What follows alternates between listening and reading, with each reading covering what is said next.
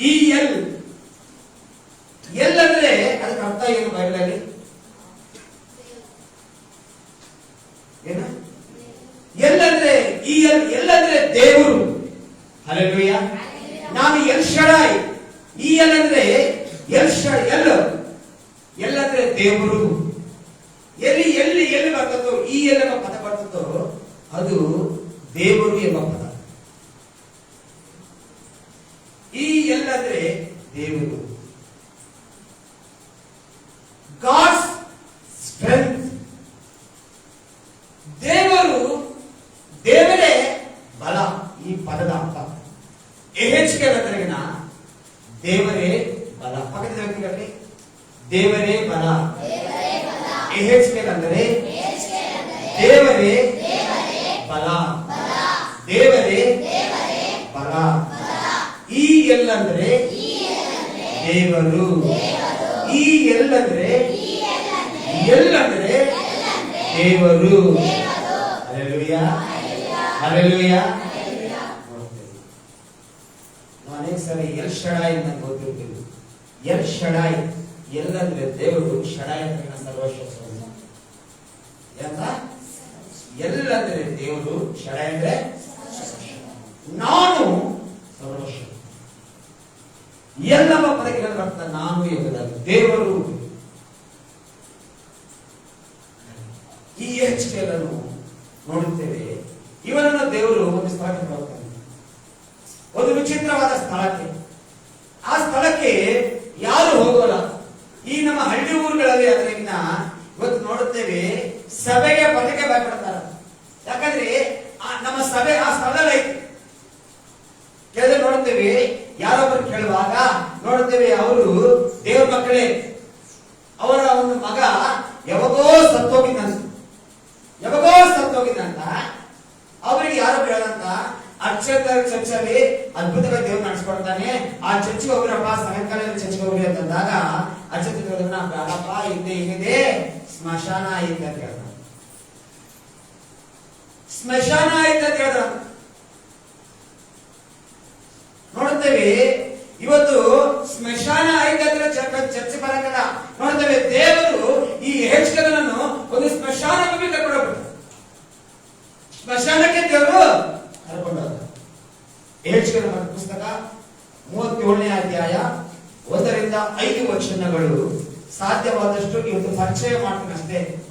ಇವತ್ತು ಪರಿಚಯ ಮಾತ್ರ ಮಾಡ್ತೀನಿ, ನನಗಿಂತ ಸಮಯದಲ್ಲಿ ಆದಷ್ಟು ಸಂಪೂರ್ಣ ವಾಕ್ಯವನ್ನು ಇನ್ನ 2-3 ವಾಕ್ಯ ಆಗಬಹುದು. ನಾನು ಸಿದ್ಧಪಡಿಸಿದ ರೀತಿಯಲ್ಲಿ ಇನ್ನ 2-3 ವಾಕ್ಯ ಈ ವಾಕ್ಯ ಆಳವಾಗಿ ಹೋಗಬಹುದು. ಎಹೆಚ್ಕೆಲ ಪುಸ್ತಕ 37ನೇ ಅಧ್ಯಾಯ 1ರಿಂದ 5 ವಚನಗಳು. ನಾನು ಯೆಹೋವನ ಹಸ್ತಸ್ಪರ್ಶದಿಂದ ಪರವಶನಾಗಿರಲು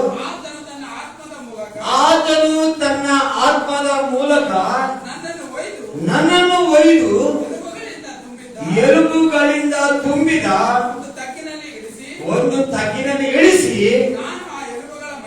ನಾನು ಆ ಎಲುಬುಗಳ ಮಧ್ಯದಲ್ಲಿ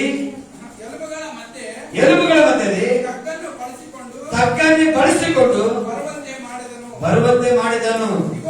ಇಗೋ ತಗ್ಗಿನ ಮೇಲೆಲ್ಲ ತೀರಾ ಒಣಗಿದ ಎಲುಬುಗಳು ಲೆಕ್ಕವಿಲ್ಲದಷ್ಟು ಬಿದ್ದಿದ್ದವು. ಆತನು ನನ್ನನ್ನು, ನರಪುತ್ರನೇ, ಈ ಎಲುಬುಗಳಿಗೆ ಜೀವವು ಬರಬಹುದು ಎಂದು ಕೇಳಲು ನಾನು ಕರ್ತನಾದ ಯೆಹೋವನೇ ನೀನೇ ಬಲ್ಲೆ ಎಂದು ಉತ್ತರ ಕೊಟ್ಟೆನು. ಆಗ ಆತನು ನನಗೆ ಹೀಗೆ ಅಪ್ಪಣೆ ಮಾಡಿದನು, ನೀನು ಎಲುಬುಗಳ ಮೇಲೆ ಧ್ವನಿಯನ್ನು ಹರಡಿ ಅದಕ್ಕೆ ಈ ದೈವಕ್ಕೆ ನುಡಿ, ಒಣಗಿದ ಎಲುಬುಗಳೇ ಯೆಹೋವನ ವಾಕ್ಯವನ್ನು ಕೇಳಿರಿ. ಕರ್ತನಾದ ಯೆಹೋವನು ನಿಮಗೆ ಹೀಗೆ ಹೇಳುತ್ತೇನೆ, ಇಗೋ ನಾನು ನಿಮ್ಮೊಳಗೆ ಶ್ವಾಸವನ್ನು ಹೊಗಿಸುವೆನು. ಹಲ್ಲೆಲೂಯಾ. ಸಾಕು ಸಾಕು ಸಾಕು ಸಾಕು ಸಾಕು ಸಾಕು. ಆಮೇಲೆ ಆಮೇಲೆ ವಾಕ್ಯ ಅರ್ಥ ಆಯ್ತಾ? ವಾಕ್ಯ ಅರ್ಥ ಆಯ್ತಾ? ಅರ್ಥ ಆಯ್ತಾ?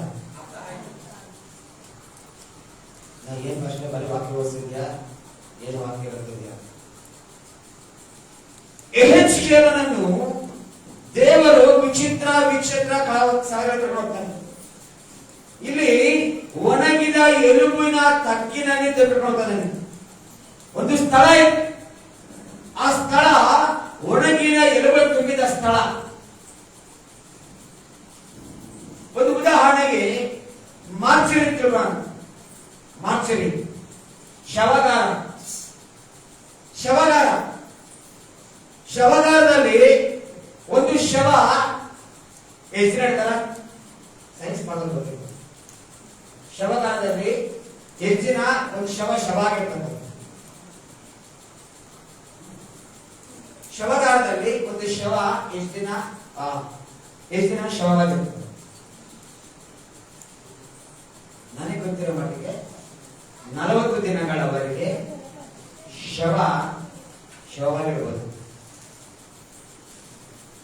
ನೋಡ್ತೀವಿ ನಾವು ಒಂದು ರಿಫ್ರಿಜರೇಟರ್ ಅಲ್ಲಿ ಒಂದು ಸತ್ತ ಶವವನ್ನು ಇಟ್ಟರೆಗಿನ ಆ ಶವ ವಾಸನೆ ಬರದಂತೆ ಎಷ್ಟು ದಿನ ಇಡಬಹುದು?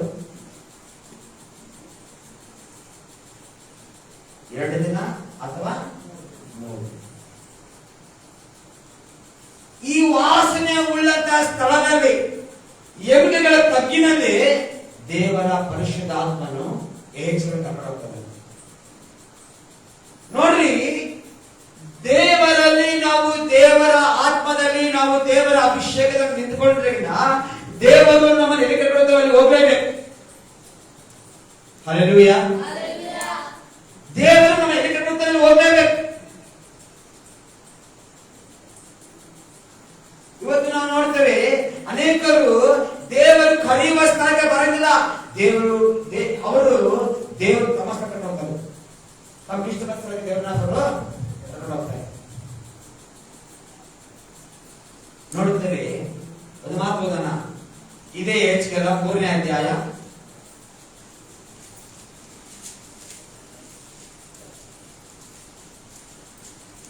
7ನೇ ವಚನ.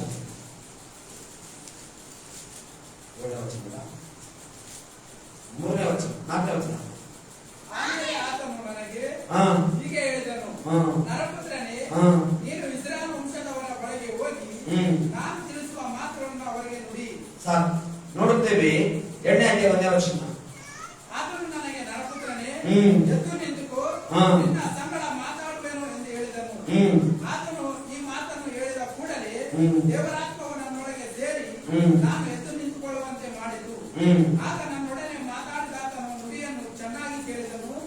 ಆತನು ನನಗೆ ಹೀಗೆ ಹೇಳಿದನು, ನರಪುತ್ರನೇ, ನನಗೆ ವಿರುದ್ಧವಾಗಿ ಬಿದ್ದ ದ್ರೋಹ ಮಾಡಿದ ಜನಾಂಗದವರಾದ ಇಸ್ರಾಯೇಲರ ಬಳಿಗೆ ನಿನ್ನನ್ನು ಕಳಿಸುವೆನು. ಆ ದಿನದವರೆಗೂ ಅವರ ಪಿತೃಗಳು ನನಗೆ ಅಪರಾಧ ಮಾಡುತ್ತಲೇ ಇದ್ದಾರೆ.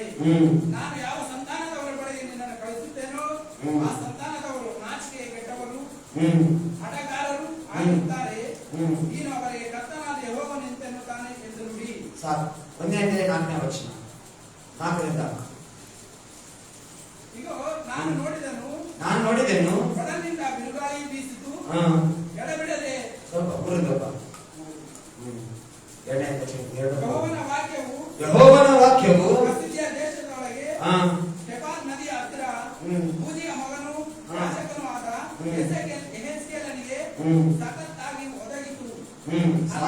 ಸಾಕ್ಷಾತ್ತಾಗಿ ಒದಗಿತು. ಅಲ್ಲಿ ಯೆಹೋವನ ಹಸ್ತವು ಸ್ಪರ್ಶದಿಂದ ಅವನು ಪರವಶನಾದನು. ಇಗೋ ನಾನು ನೋಡಿದನು, ಹೊರಗಡೆಯಿಂದ ಬಿರುಗಾಳಿ ಬೀಸಿತು, ಎಡಬಿಡದೆ ಜಗಜಗಿಸುವ ಜ್ವಾಲೆಯು ಮಹಾ ಮೇಘವು ಕಾಣಿಸಿತು. ಅದರ ಸುತ್ತಲೂ ಮಿಂಚು ಹೊಳೆಯಿತು. ಅದರ ನಡುವೆ ಆ ಜ್ವಾಲೆಯ ಮಧ್ಯೆ ಸುವರ್ಣ ಕಾಂತಿಯಂತ ಕಾಂತಿಯು ಉಂಟಾಯಿತು. ಅದರ ಮಧ್ಯದೊಳಗಿಂದ 4 ಜೀವಿಗಳ ಆಕಾರವು ಕಂಡು ಬಂದವು. ಅವುಗಳ ರೂಪವು ಮನುಷ್ಯ ರೂಪದಂತಿತ್ತು. ಒಂದಕ್ಕೊಂದು 4 ಮುಖಗಳು, 4 ರೆಕ್ಕೆಗಳು ಇದ್ದವು. ಸಾಕು. ಇಲ್ಲಿ ನೋಡುತ್ತೇವೆ, ಇಲ್ಲಿ ಯೆಹೆಜ್ಕೇಲನನ್ನು ದೇವರು ಕರ್ಕೊಂಡು ಹೋಗ್ತಾ ಇದ್ದಾನೆ. ನೋಡುತ್ತೇವೆ ಇನ್ನು ಈ ಅಧ್ಯಾಯ, ಈ ಒಂದು ಪುಸ್ತಕ ಪೂರ್ತಿ ನಾವು ಓದೋದನ್ನ, ಯೆಹೆಜ್ಕೇಲನ ಪುಸ್ತಕ ಓದೋದನ್ನ ದೇವರು ಕರ್ಕೊಂಡು ಹೋಗುವ ವಿಧಾನಗಳು ಇಸ್ರಾಯೇಲಿಗಾಗಲಿ ಮತ್ತೆ ನೋಡುತ್ತೇವೆ ಬೇರೆ ಒಂದು ಕುಲ ಗೋತ್ರಗಳಿಗಾಗಲಿ ದೇವರು ಕರ್ಕೊಂಡು ಹೋಗುವಂತ ಮಾತಾ ವಿಷಯಗಳು. ಇಲ್ಲಿ ನೋಡುತ್ತೇವೆ 37ನೇ ಅಧ್ಯಾಯದ ಬರೆದದನ್ನ, ನಾನು ಯೆಹೋವನ ಹಸ್ತ ಸ್ಪರ್ಶದಿಂದ ಪರವಶನಾಗಿರಲು ಆತನು ತನ್ನ ಆತ್ಮದ ಮೂಲಕ ನನ್ನನ್ನು ಒಯ್ದು ಎಲುಬುಗಳನ್ನು ತುಂಬಿದ ಒಂದು ತಗ್ಗಿನ ಇಳಿಸಿದನು. ಏನ್ ಮಾಡ್ತಾರೆ ದೇವರು? ನಾನು ಏನ್ ಮಾಡ್ದ? ಎತ್ತುಕೊಂಡದ. ಏನ್ ಮಾಡ ಬದಲೇ ಮಾಡ ದೇವರು? ಎತ್ತುಕೊಂಡದ. ಹೆಂಗೆ ಎತ್ಕೊಂಡದ? ತನ್ನ ಆತ್ಮದಲ್ಲಿ. ಅಪೊಸ್ತಲ ಕೃತ್ಯಗಳು 8ನೇ ಅಧ್ಯಾಯ 39. The book of Acts 8:39. The book of Acts 8:39. ಅಪೊಸ್ತಲ ಕೃತ್ಯಗಳು 8:39. ಅವರು ನೀರನ್ನು ಬಿಟ್ಟ ಮೇಲೆ ಮೇಲಕ್ಕೆ ಬಂದಾಗ ಕರ್ತನ ಆತ್ಮ ಫಿಲಿಪ್ಪನನ್ನು ಎತ್ತುಕೊಂಡು ಏನ್ ಮಾಡ್ತದ? ಹೋಗಲಾಗಿ ಕಂಚುಕಿಯು ಸಂತೋಷವುಳ್ಳವನಾಗಿ ತನ್ನ ದಾರಿಯನ್ನು ನಡೆದು ಅವನನ್ನು ಕಾಣಲೇ ಇಲ್ಲ. ಎಷ್ಟು ಜನ ಇವತ್ತು ಪರಿಶುದ್ಧ ಆತ್ಮದಲ್ಲಿ ನಾವು ಎತ್ತಲ್ಪಡ್ತಾ ಇದ್ದೇವೆ? ಎಷ್ಟು ಜನ ಇವತ್ತು ಪರಿಶುದ್ಧ ಆತ್ಮ ನಡೀತಾ ಇದ್ದೇವೆ? ಎಷ್ಟು ಜನ ಪರಿಶುದ್ಧ ಆತ್ಮನ ತುಂಬಲ್ಪಡ್ತಾ ಇದ್ದೇವೆ? ಎಷ್ಟು ಜನ ಇವತ್ತು ಪರಿಶುದ್ಧ ಆತ್ಮನಿಂದ ನಾವು ನಡೆಸಲ್ಪಡ್ತಾ ಇದ್ದೇವೆ? ಹಲ್ಲೆಲೂಯಾ. ಪರಿಶುದ್ಧ ಆತ್ಮನಿಂದ ನಡೆಸಲ್ಪಡ್ತಾರೆ. ಪರಿಶುದ್ಧ ಆತ್ಮನಿಂದ ಯೆಹೆಜ್ಕೇಲನು ನಡೆಸಲ್ಪಡ್ತಾರೆ. ಪರಿಶುದ್ಧಾತ್ಮನೇ ಎತ್ತುಕೊಳ್ಳೋದಂತ, ಪರಿಶುದ್ಧಾತ್ಮನೇ ಇಳಿಸಿದನಂತ. ಯೆಹೋವನ ಹಸ್ತ ನಾನು ಏನ್ ಮಾಡಿದೆ? ನನ್ನನ್ನು ಅಭಿಷೇಕಿಸಿತು. ಆತರ ಹಸ್ತ ನಾನು ಏನ್ ಮಾಡ್ತು? ಅಭಿಷೇಕವನ್ನು ಎತ್ಕೊಂಡು ಹೋಗ್ತು. ಏನ್ ಮಾಡ್ಲಿಕ್ಕಾಗಿ? ನೋಡುತ್ತೇವೆ ಅಲ್ಲಿ ಸತ್ತಿರುವಂತ ಎಲುಬುಗಳು ಅವು ಒಣಗಿ ಹೋಗ್ತಾರೆ. ಎಲುಬುಗಳಿಂದ ಏನಾದ್ರೂ ಮಾಡಲಿಕ್ಕೆ ಸಾಧ್ಯನಾ? ಏನು ಮಾಡಲಿಕ್ಕೆ ಸಾಧ್ಯನಾ? ಏನು ಮಾಡಲಿಕ್ಕೆ ಸಾಧ್ಯ? ನೋಡುತ್ತೇವೆ ದೇವರು ಏನು ಮಾಡಬಲ್ಲನು. ದೇವರು ಏನ್ ಮಾಡಿದ್ದಾನೆ? ಮೊದಲು ಆದಿಕಾಂಡ 2ನೇ ಅಧ್ಯಾಯ 7ನೇ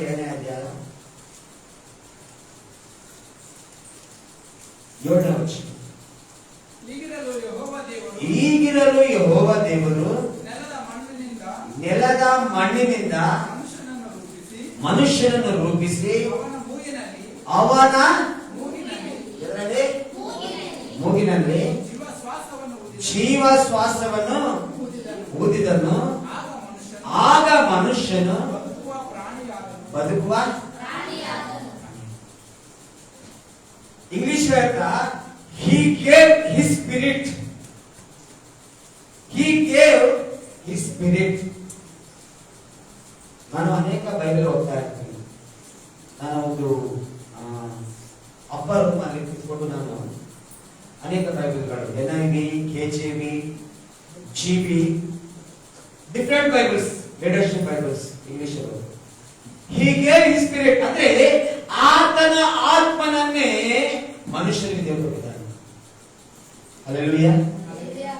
ಆ ಆತ್ಮ ಮನುಷ್ಯನ ಒಳಗಡೆ ಇರೋವರೆಗೆ ಮನುಷ್ಯನಾಗ್ತಾನೆ, ಬದುಕ್ತಾನೆ. ಕೋತಿಗೆ ದೇವರ ಆತ್ಮ ಕೊಟ್ಟಿದ್ದಾನ? ಹೇಳ್ರಿ, ದೇವರು ಕೋತಿಗೆ ತನ್ನ ಆತ್ಮ ಕೊಟ್ಟಿದ್ದಾನ? ಯಾರು ಕೊಟ್ಟಿದ್ದಾನೆ ತನ್ನ ಆತ್ಮವನ್ನು? ಮನುಷ್ಯನಿಗೆ. ಇವತ್ತು ಇಡೀ ವಿಜ್ಞಾನಿ ಹೇಳ್ತಾ ಮಂಗನಿಂದ ಮಾನವ ಅಂತೇಳಿ. ಮಂಗನಿಂದ ಮಾನವ ಆಗಿಲ್ಲ. ಆದಿಕಾಂಡ 2ನೇ ಅಧ್ಯಾಯ 7ನೇ ವಚನ ತೋರಿಸಿ ಮಾತನಾಡಿರಿ. ವಾಕ್ಯ ಹೇಳ್ತಾ ದೇವರು ಮಣ್ಣಿನಿಂದ ವಿಗ್ರಹವನ್ನು ಮಾಡಿ ಆ ವಿಗ್ರಹಕ್ಕೆ ತನ್ನ ಶ್ವಾಸವನ್ನು ಕೊಟ್ಟರು. ಹಲ್ಲೆಲೂಯಾ. ಹಲ್ಲೆಲೂಯಾ. ಈ ಶ್ವಾಸ ಹೋಗ್ಬಿಟ್ರಾಗಿನ ಮನುಷ್ಯನ ಏನಾಗ್ತಾನೆ? ಶವ ಆಗ್ತಾನೆ. ಶವಾದ ಎಲುಬುಗಳು ಸಿಗ್ತಾವ ಮನುಷ್ಯ. ಆ ಎಲುಬುಗಳ ಹತ್ರ ದೇವರು ಕಳಿಸ್ತಾನೆ. ಎಲುಬುಗಳ ದೇವರು ಕಳಿಸಿ ದೇವರು ಹೇಳ್ತಾನೆ, ಮಗನೇ, ಈ ಎಲುಬುಗಳಿಗೆ ಶ್ವಾಸ ಬರಬಹುದು. ನರಪುತ್ರನೇ, ನಾನು ಆರಿಸಿಕೊಂಡ ಸೇವಕನೇ, ನಾನು ಆರಿಸಿಕೊಂಡ ನನ್ನ ವಿಶ್ವಾಸಿಯೇ, ಇವುಗಳಿಗೆ ಶ್ವಾಸ ಬರಬಹುದು ಅಂತ ಹೇಳುವಾಗ ಏಜ್ ಹೇಳ್ತಾನೆ, ಯೆಹೋವನೇ ನೀನೇ ಬನ್ನಿ. ನಿನಗೆ ಗೊತ್ತಪ್ಪ, ಅರ್ಥ ಗೊತ್ತಿಲ್ಲ, ನನಗಂತೂ ಗೊತ್ತಿಲ್ಲ. ಇವತ್ತು ಕೆಲವು ಸಲ ನಾವು ಹೇಳ್ತೀವಿ, ದೇವರೇ ನಿನಗೆ ಗೊತ್ತಪ್ಪ. ಏಜ್ ಹೇಳ್ತಾರೆ, ದೇವರೇ ನಿಮ್ಗೆ ಗೊತ್ತಪ್ಪ, ಯೆಹೋವನೇ ನೀನೇ ಬನ್ನಿ ಅಂತಂದಾಗ ನೋಡ್ತೇವೆ. ಹೇಳ್ತಾನೆ, ಆತನು ನನಗೆ ಹೀಗೆ ಅಪ್ಪಣೆ ಮಾಡಿದನು, ನೀನು ಈ ಎಲುಬುಗಳ ಮೇಲೆ ಧ್ವನಿಯನ್ನು ಹರಡಿಸಿ ಅಂತ ಹೇಳ್ತಾನ. ಧ್ವನಿಯನ್ನು ಹರಡಿಸಿದ್ರೆ ಆ ಪದಕ್ಕೆ ಅರ್ಥ ಏನು? ಹೇಳ್ತ ನೋಡುತ್ತೇವೆ. ಧ್ವನಿ ಎತ್ತಿ ಕೂಗು, speak to the dry bones. English ಹೇಳ್ತಾ speak to the dry bones. ಈ ಒಂದು ಎಲುಬುಗಳ ಸರಣಿಯನ್ನು ಮಾತನಾಡು. ಹಲ್ಲೆಲೂಯಾ. 6ನೇ ವಚನದ ಮೊದಲ ಭಾಗ ಅಂತ, ನೀವು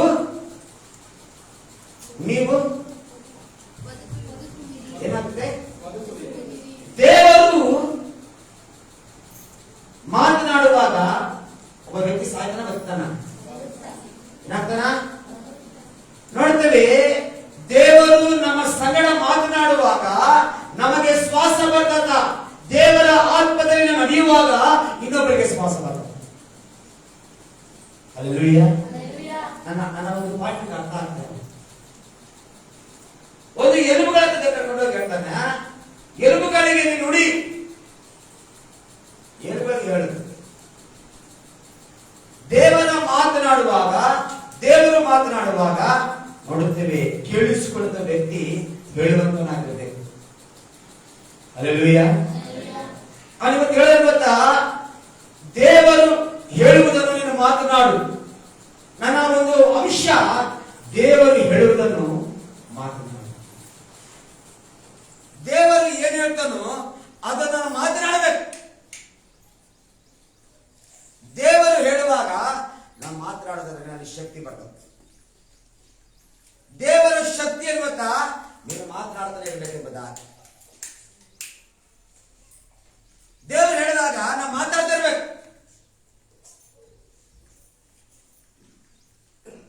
ನಾವು ಮಾತನಾಡುವಾಗ ಏನಾಗ್ತದಪ್ಪ ನೋಡ್ತೀವಿ. 6ನೇ ವಚನದಲ್ಲಿ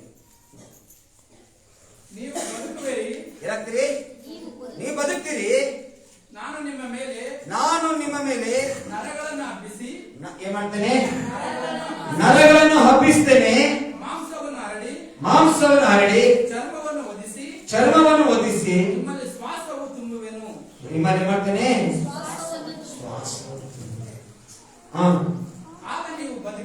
ಆಗ ನೀವು ಬದುಕಿ ನಾನೇ ಯೆಹೋವನು ಎಂದು ತಿಳಿದುಕೊಳ್ಳಿ. ಸಾಕು.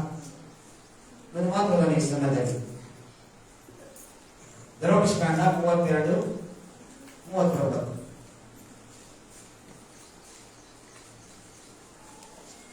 ಧರ್ಮಪುಷ್ಕಾಂಡ 32ನೇ ಅಧ್ಯಾಯ 39ನೇ ವಚನ.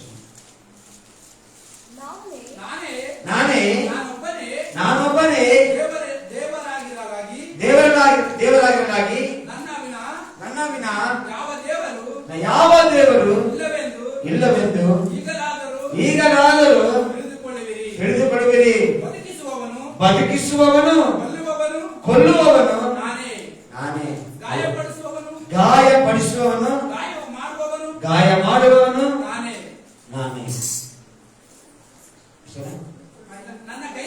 ನನ್ನ ಕೈಯಿಂದ ತಪ್ಪಿಸ ಶಕ್ತನು ನನ್ನ ಕೈ ತಪ್ಪಿಸಕ್ಕೆ ಯಾರ ಕೈಗೆ ಸಾಧ್ಯ ಇಲ್ಲ. ನಾನೇ ಬದುಕಿಸ್ತೇನೆ, ನಾನೇ ಬದುಕಿಸುವವನು ನಾನೇ, ಸಾಯಿಸುವವನು, ಜೀವ ಶ್ವಾಸವನ್ನು ಕೊಡುವವನು ನಾನಾಗಿದ್ದೇನೆ. ನಾನೇ ಆ ಶ್ವಾಸ. ದೇವರು ನೋಡುತ್ತೇವೆ, ತನ್ನ ಭಕ್ತರಿಗೆ ಏನು ಗೊತ್ತಾ, ಮಾತನಾಡುವ ಶಕ್ತಿ ಕೊಟ್ಟಿದ್ದಾನೆ. ಹಲ್ಲೆಲೂಯಾ. ಪಕ್ಕದಲ್ಲಿ ಕೇಳ್ರಿ, ದೇವರು ನಿನಗೆ ಮಾತನಾಡುವ ಶಕ್ತಿಯನ್ನು ಕೊಟ್ಟಿದ್ದಾನೆ. ದೇವರು ನಿನಗೆ ಮಾತನಾಡುವ ಶಕ್ತಿಯನ್ನು ಕೊಟ್ಟಿದ್ದಾನೆ. ಹಲ್ಲೆಲೂಯಾ.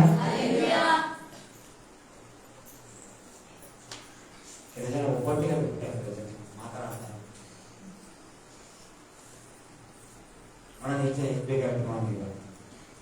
ಪಕ್ಕದ ವ್ಯಕ್ತಿಗಳು, ದೇವರು ನನಗೆ ಮಾತನಾಡುವ ಶಕ್ತಿಯನ್ನು ಕೊಟ್ಟಿದ್ದಾನೆ.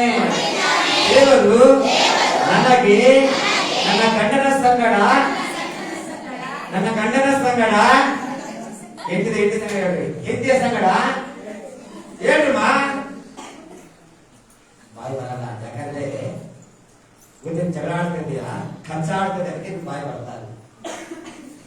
ದೇವರು ಜಗಳಾಡುವ ಕಚ್ಚಾಡುವ ಶಕ್ತಿ ಕೊಟ್ಟಿಲ್ಲ, ಮಾತಾಡುವ ಶಕ್ತಿ ದೇವರು. Hallelujah, hallelujah. ಇವತ್ತು ನಾವು ಏನ್ ಮಾಡ್ತೀವಿ?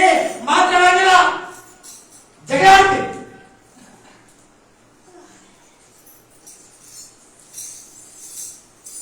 ಇಲ್ಲಿ ಯೆಹೆಜ್ಕೇಲ ಹೇಳ್ತಾನೆ, ನಾನು ದೇವರ ಆತ್ಮ ಪರವಶನಾಗಿ ದೇವರ ಆತ್ಮ ಹಸ್ತಾಕ್ಷರದಿಂದ ಹೇಳ್ತೇನೆ.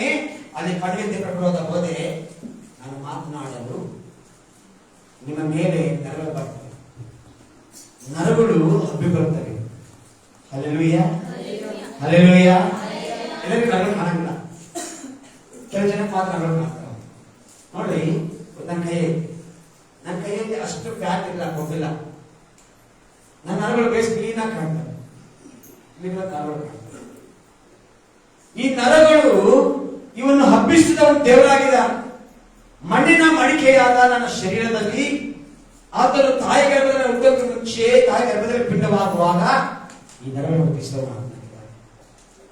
ಇಲ್ಲಿ ಹೇಳ್ತದಾನೆ, ಯೆಹೆಜ್ಕೇಲನೇ ನೀನು ಹೋಗು, ನೀವು ಬದುಕಬಹುದಾ?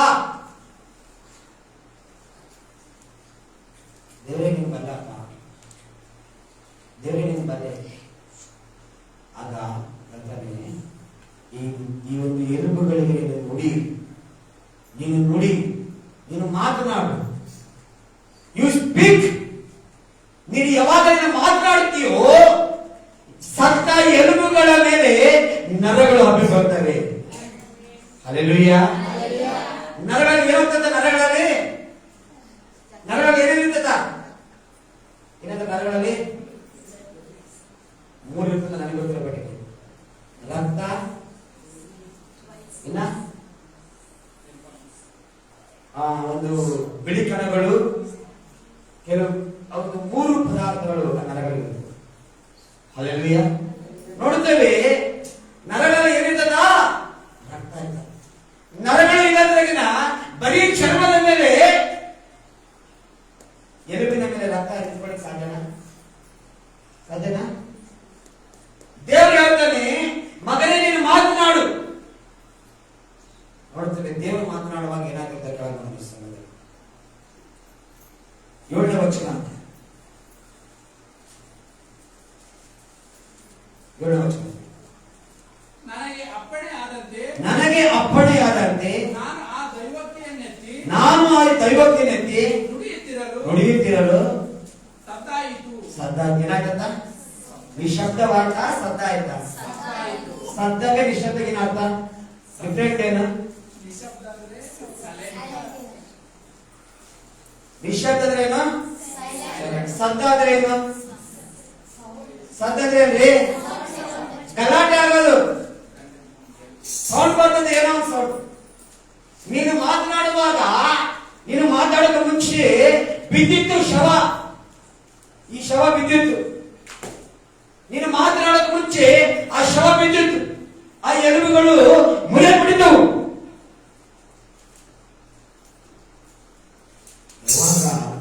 ನಾನು ದೈವೋಕ್ತಿಯನ್ನು ನುಡಿಯುವಾಗ, ದೇವರು ಮಾತನಾಡುವಾಗ ನಾನು ನುಡಿಯುವಾಗ ಏನಂತ ಸತ್ತಾಯಿತು. తెలుగులో చిరాకత అక్కడ కటకటన అనే శబ్దం వచ్చింది.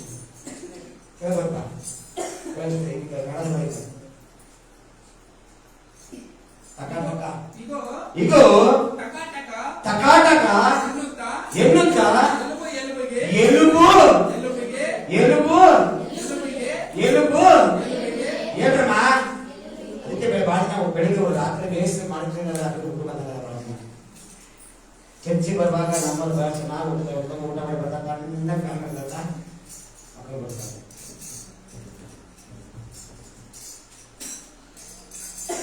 ದೇವರು ಮಾತನಾಡುವಾಗ ಎಲುಬು ಎಲುಬಿಗೆ ಟಕಾಟಕ ಎನ್ನುತ್ತಾ ಏನಂತದು ಜೋಡಣೆ. ಹಲ್ಲೆಲೂಯಾ. ಅದು ಮುರಿಯಲ್ಪಡಂಗಿಲ್ಲ, ಮುರಿಯಲ್ಪಡಂಗಿಲ್ಲ. ಅಲ್ಲಿ ಮುರಿದು ಹೋದದ್ದು ತಿರುಗಿ ಶ್ವಾಸವಿಲ್ಲದ ಆ ಒಂದು ಶರೀರ, ಶ್ವಾಸವಿಲ್ಲದ ಆ ಎಲುಬು, ಸತ್ತು ಹೋಗಿರುವಂತ ಎಲುಬು ಪೂರ್ತಿ ಮುಗಿದೋಗಿರುವಂತಹ ಎಲುಬು, ಆ ಕಣಿವೆಯಲ್ಲಿ ವೇಸ್ಟ್ ಆಗಿರುವಂತಹ ಬಿದ್ದಿರುವ ಎಲುಬುಗಳಿಗೆ ದೇವರು ಮಾತನಾಡುವಾಗ ಟಕಟಕ ಟಕಟಕ ಟಕಟಕ ಎನ್ನುವ ಶಬ್ದ ಪ್ರಾರಂಭವಾಯಿತು. ಒಂದು ವಚನ ಓದೋಣ ಈ ಸಮಯದಲ್ಲಿ. ರೋಮಾಪುರದ ಪತ್ರಿಕೆ 4ನೇ ಅಧ್ಯಾಯ 9ನೇ ವಚನ, 17ನೇ ವಚನ.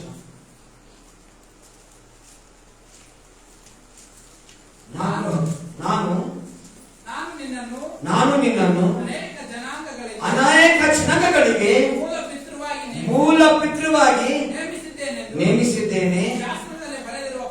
ಶಾಸ್ತ್ರದಲ್ಲಿ ಬರೆದಿರುವ ಪ್ರಕಾರ ಅಬ್ರಾಮನು ನಮ್ಮೆಲ್ಲರಿಗೂ ದೇವರ ಸನ್ನಿಧಿಯಲ್ಲಿ ಮೂಲ ಪಿತೃವಾಗಿದ್ದಾನೆ. ಸಾಕು. ಇಷ್ಟದಲ್ಲಿ ಮಾತನಾಡೋಣ ಈ ಸಮಯದಲ್ಲಿ. ಕೀರ್ತನೆಗಳು 104ನೇ ಅಧ್ಯಾಯ, ಕೀರ್ತನೆಗಳು 104, 29, 30. ಅದ್ಭುತವಾದ ಮಾತು ಬರುತ್ತದೆ. ಕೀರ್ತನೆ 104, 29, 30. ನೀನು ವಿಮುಖನಾಗಲು ತಲ್ಲಣಿಸುತ್ತವೆ, ಅವುಗಳ ಶ್ವಾಸವು ತೆಗೆದುಕೊಳ್ಳಲು ಅವು ಸತ್ತು ತಿರುಗಿ ಮಣ್ಣಿಗೆ ಸೇರುತ್ತವೆ. ನೀನು ಜೀವ ಶ್ವಾಸವನ್ನು ಊದಲು ಅವು ಹೊಸದಾಗಿ ಹುಟ್ಟುತ್ತವೆ. Hallelujah, hallelujah. ನೀನು ನುಡಿಯಲು ಅವು ಸತ್ತವು, ನೀನು ನುಡಿಯಲು ಮತ್ತೆ ಹೊಸ ಜೀವನ ಮಾಡಿಕೊಂಡು ಹೊಸ ಜೀವ ಶ್ವಾಸವನ್ನು ಪಡೆದುಕೊಂಡು ಬರ್ತಾರೆ. ನಮ್ಮ ಸೃಷ್ಟಿಕರ್ತನು ಆತನು ಯಾರಾಗಿದ್ದಾರೆ? ನಿನ್ನ ಕುಂಬಾರನು ಆತನಾಗಿದ್ದಾನೆ. ನಿನ್ನ ಕುಂಬಾರನು ಅದಕ್ಕೆ ಒಂದು ಹಾಡಿದೆ. ಕುಂಬಾರ ಮಾಡಿದ ಮಣ್ಣಿನ ಮಾಡಿಕೆ, ಕುಂಬಾರ ಮಾಡಿದ ಮಣ್ಣಿನ ಮಾಡಿಕೆ ಏನ್ ಚಂದಂತೀರು, ಅದನ್ನ ಏನ್ ಚಂದಂತೀರು. ಸೃಷ್ಟಿ ಮಾಡಿದ ದೇವರನ್ನೇ ಮರೆತು ಬಿಟ್ಟಿರೋ, ಸೃಷ್ಟಿ ಮಾಡಿದ ದೇವರನ್ನೇ ಮರೆತು ಬಿಟ್ಟಿರೋ. ಅಸರ ಮಾಡಿದ ಮುಗಿನದ್ದು, ಅಸರ ಮಾಡಿದ ಮುಗಿನದ್ದು ಏನ್ ಚಂದಂತೀರು, ಅದನ್ನ ಏನ್ ಚಂದಂತೀರು.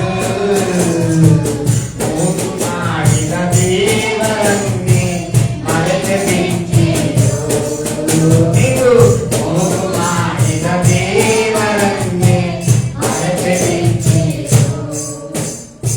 ಬೇರೆ ಈ ಲೋಕದ ಜನಗಳು ಸೃಷ್ಟಿಕರ್ತರನ್ನು ಬಿಟ್ಟು ಬಿಟ್ಟು ಸೃಷ್ಟಿಯಿಂದ ತಾವೇ ದೇವರನ್ನು ಮಾಡಿಕೊಂಡು ಪೂಜಿಸ್ತಾರೆ. ಅದಕ್ಕೆ ಅವರೇ ಬಲಿ ಆಗ್ತಾರೆ. ಅದಕ್ಕೆ ಅವರೇ ಟಿವಿ ನೋಡಿದ್ರೆ ಗೊತ್ತಿಲ್ಲ. ಶುಕ್ರವಾರದ ರಾತ್ರಿ 7:30-8 ಗಂಟೆ ಹಾಸನದಲ್ಲಿ, ಶುಕ್ರವಾರದ ರಾತ್ರಿ 7:30 ಗಂಟೆಗೆ ಹಾಸನದಲ್ಲಿ ಗಣಪ ಮೆರವಣಿಗೆ ಮಾಡುವಾಗ 10 ಜನ, ಎಷ್ಟು ಜನ? 10 ಜನ 16 ವರ್ಷದಿಂದ 23 ವರ್ಷದ ಒಳಗಡೆ ಯವನಿಸ್ತಾರೆ.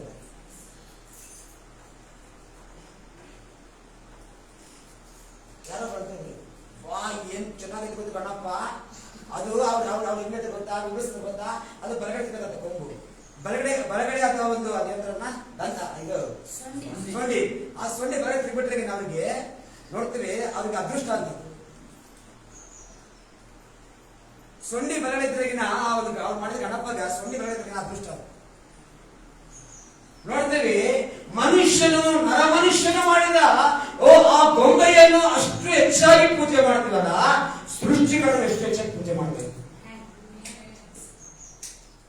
ಸೃಷ್ಟಿಯ ಕರ್ತನನ್ನು ಬಿಟ್ಟು ಸೃಷ್ಟಿಯನ್ನು ಪೂಜೆ ಮಾಡ್ತಿರುವ ಪಾಪಿಸ್ತ ಜನಾಂಗವೇ.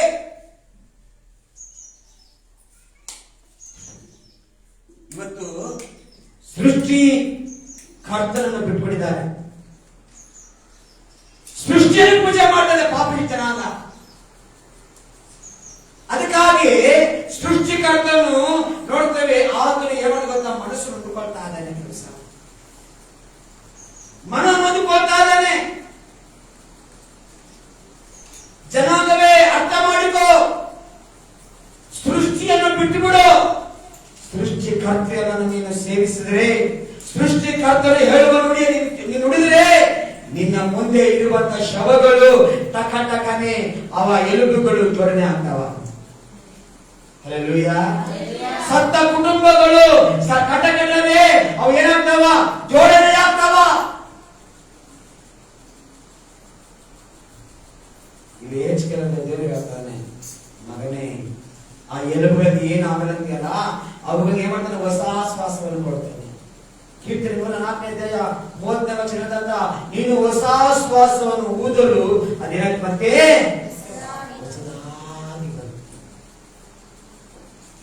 ಇವತ್ತು ಪಾಪಿಷ್ಟಿ ಜನಾಂಗವನ್ನು ದೇವರು ಪ್ರೀತಿಸಿ ತನ್ನ ಸ್ವಪ್ರಾಣವನ್ನು ಶಿಲುಬೆ ಮೇಲೆ ಕೊಟ್ಟು ಬದುಕಿಸಿದರೆ, ಹೊಸ ಜೀವಿತ ಕೊಟ್ಟರೆಗಿನ ಏನ್ ಮಾಡ್ತೀವಿ, ಆತರ ಮರೆತೋಗ್ತೀವಿ. ಜೀವನ ಮಾಡ್ತೀವಿ.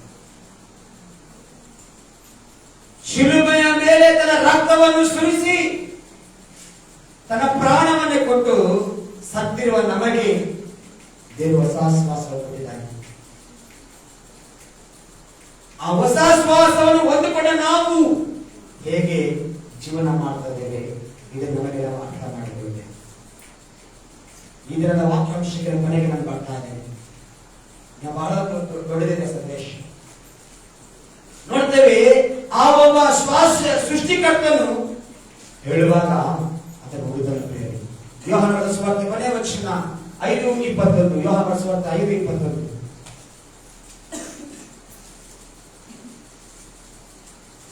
ಯೋಹಾನನ ಸುವಾರ್ತೆ 5:21. ತಂದೆಯು ಹೇಗೆ ಸತ್ತವನ್ನು ಎಬ್ಬಿಸಿ ಬದುಕಿಸುತ್ತಾನೋ, ಹಾಗೆಯೇ ಮಗನು ಸಹ ತನಗೆ ಬೇಕಾದವರನ್ನು ಬದುಕಿಸುತ್ತಾನೆ. ಹಲ್ಲೆಲೂಯಾ.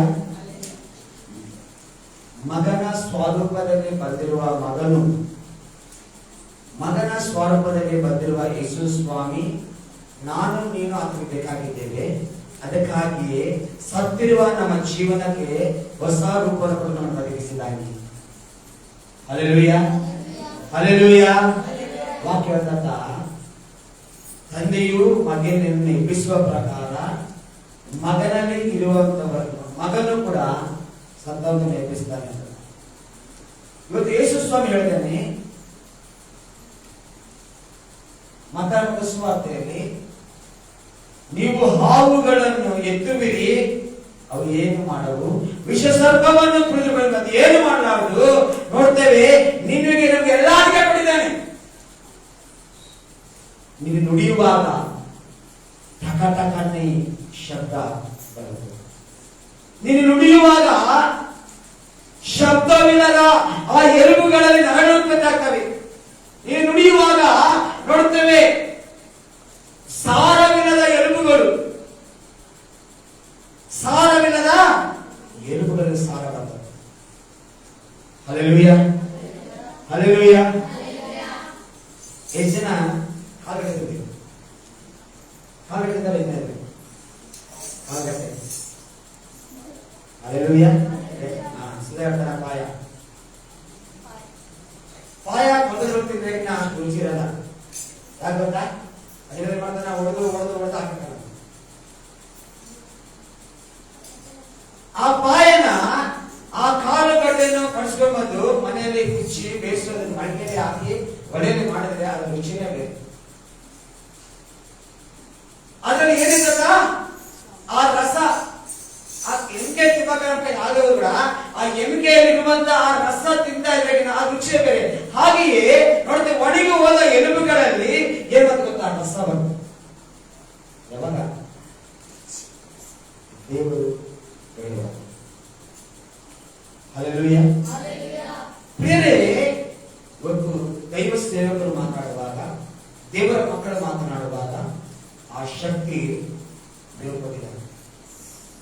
ನೀನು ಮಾತನಾಡುವಾಗ ಸತ್ತ ಶವಗಳು ಎಬ್ಬಿಸಲ್ಪಡ್ತವೆ.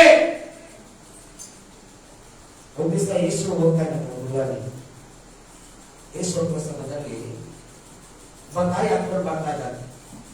ತಾಯಿ ಜೊತೆಗೆ 4 ಜನ ಶವ ಹೊಡ್ಕೊಂಡು ಬರ್ತಾ ಇದ್ರಂತ.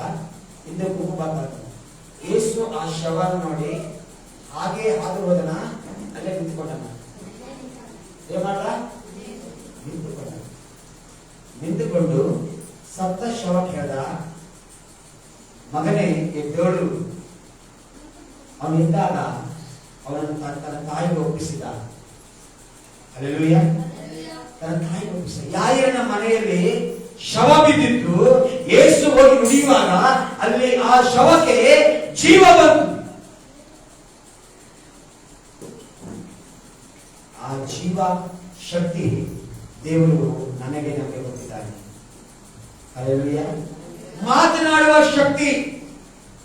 ನನ್ನ ಶೀರ್ಷಿಕೆಯ ಒಂದು ಪದ ಅರ್ಥ ಮಾತನಾಡುವ ಶಕ್ತಿ. ಯಾವಾಗ ನೀನು ಮಾತನಾಡುತ್ತೀಯೋ ಹಾಳಾದ ಕುಟುಂಬಗಳು ಸ್ಮಶಾನ ಮೌನಕ್ಕೆ ತಿರುಗಿ ಜೀವ ಬರ್ತದೆ. ಮಾತನಾಡ. ಹಲ್ಲೆಲೂಯಾ. ಹೆಚ್ಚಿಗೆ ಮಾತಾಡಿದಾಗ ಮೊದಲನೇ ನರಗಳು ಬಂದವು, ಎರಡನೇದು ಎಲುಬುಗಳಿಗೆ ಎಂಬಂದು ಜೋಡಣೆ ಆದವು. ಅದಕ್ಕೆ ಸಾರ ಬಂತು.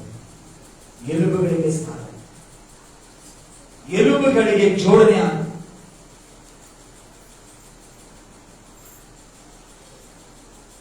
ನೋಡುತ್ತೇವೆ ಆ ಎಲುಬುಗಳಿಗೆ ಜೋಡಣೆ ಆಗುವ ಶಕ್ತಿ ಹೇಗೆ ಬಂತು ಗೊತ್ತಾ?